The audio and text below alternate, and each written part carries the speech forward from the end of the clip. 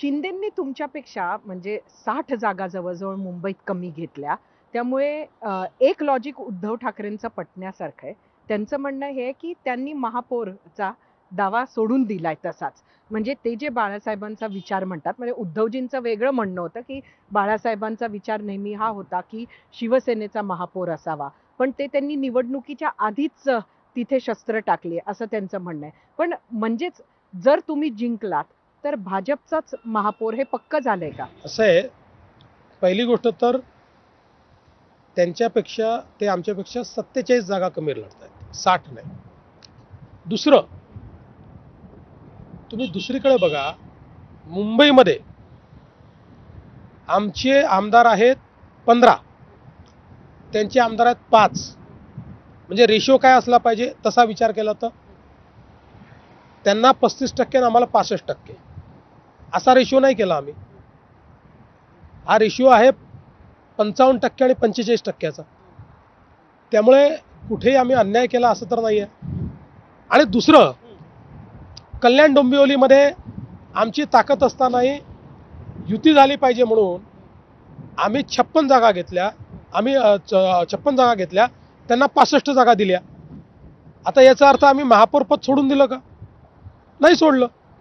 कल्याण डोंबिवली ते युतीचा महापौर होईल, मुंबई ते युतीचा महापौर होईल, कुठल्या पक्षाचा होईल आम्ही दोघं मिळून ठरवू. पण मी तुम्हाला सांगतो, म्हणजे ते अजून ठरलेलं नाही, नाहीये. ठरलं नाहीये. हां.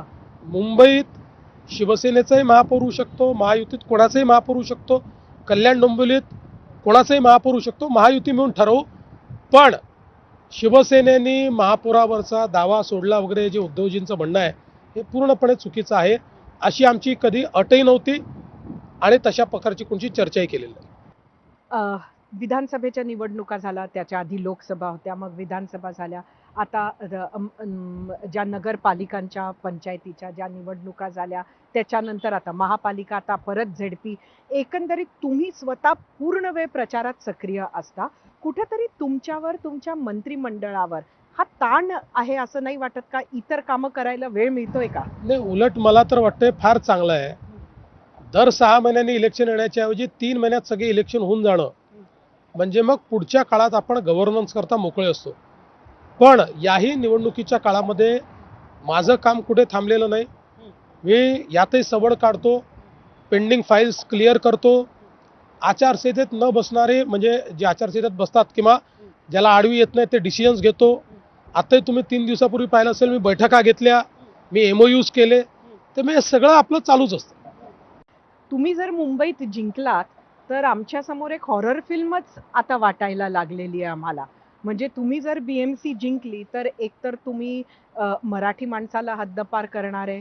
दुसरं म्हणजे तुम्ही मुंबई गुजरातला देणार आहे. मुंबईचं बॉम्बे होणार आहे. त्याच्यानंतर ती अडाणीमय तुम्ही केलीच आहे आणि अजून करणार आहे. त्याचबरोबर मोदींना मराठी माणूस नकोय म्हणून शिवसेना, उद्धव बाळासाहेब ठाकरे नको आहेत. तर हे जे एक प्रचाराचं चित्र आहे, त्याबद्दल काय म्हणाल? याला एका शब्दात सांगायचं झालं तर निराश लोकांचं अरण्य रुदन आहे. निराश लोकांचं अरण्य रुदन आहे. आता मी तुम्हाला प्रश्न विचारतो, मुंबई म्हणजे काय मोटर आहे का हो? एखादी गाडी आहे की चालवत नेऊन गुजरातमध्ये ठेवणार आहे? अरे हा भूभाग आहे, ही मुंबई आहे. कोणाच्या बापाची हिंमत नाही आहे याला हात लावायची. असे कसे लेचेपेचे नेते आहेत जे आपल्या लोकांना घाबरवतात की मुंबई तुटून जाईल? संपली का हिंमत तुमची? अरे मी म्हणतो माझ्यात ताकद आहे. मी म्हणतो जोपर्यंत देवेंद्र फडणवीस जिवंत आहे तोपर्यंत त्या मुंबईला कोणी हात नाही लावू शकत. तुम्ही ते म्हटलं पाहिजे. मुंबई जाणार, मुंबई जाणार, काय रडके लोक आहेत. मुंबईला जोपर्यंत चंद्र आणि सूर्य आहे, मुंबई महाराष्ट्राची, कोणी याला हात लावू शकत नाही. आणि मराठी माणसाचं बोलायचं यांना अधिकार काय आहे? तो बाळासाहेबांना होता, यांना काय अधिकार आहे? 25 वर्षामध्ये यांनी मराठी माणसाकरता काय केलं सांगा? दक्षिण मुंबईतला मराठी माणूस का हद्दपार झाला? का वसई विरारच्या पलीकडे गेला? त्याला काय इथे घर मिळालं नाही? आज BDD चाळीच्या संदर्भात वर्षानुवर्ष यांच्या काळामध्ये BDD चाळीत हा बिल्डर की तो बिल्डर हाच वाद घालत राहिले. मी मुख्यमंत्री झालो, मी निर्णय केला BDD चाळीमध्ये बिल्डर येणार नाही. BDD चाळीमध्ये म्हाडा रिडेव्हलपमेंट करेल, म्हाडाला काम दिलं, टेंडर काढले, वर्क ऑर्डर केला, भूमिपूजन केलं, काम सुरू केलं आणि आता चाव्या देखील वाटल्या.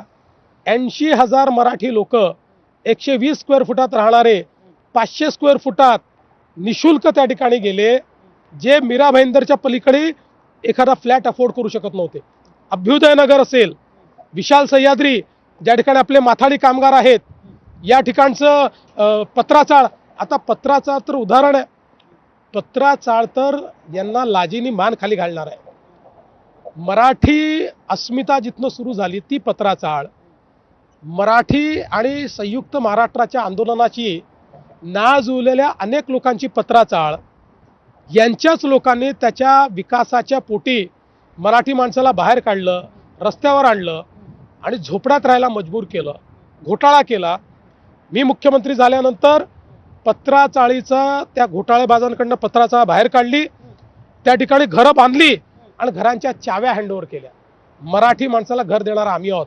मराठी माणसाच्या नावावर तुम्ही राजकारण केलं. माझा सरळ सवाल आहे तुम्हाला, तुम्ही गिरणी कामगारांकरता मोर्चे काढले ना, मग या महानगरपालिकेच्या माध्यमातनं गिरण्यांच्या जमिनीवर ज्यावेळी मोठे मोठे टावर होत होते आणि त्यांना तुमची महानगरपालिका ज्यावेळेस मान्यता देत होती, त्यास अट का नाही टाकली की माझ्या गिरणी कामगारांना घर द्या?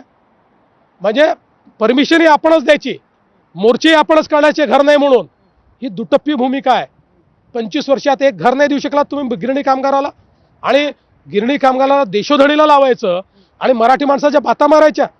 काय केलं सांगा ना मराठी माणसाकरता? त्यामुळे होय, बाकी तर सोडून द्या, हे इतकं या ठिकाणी बोलतात.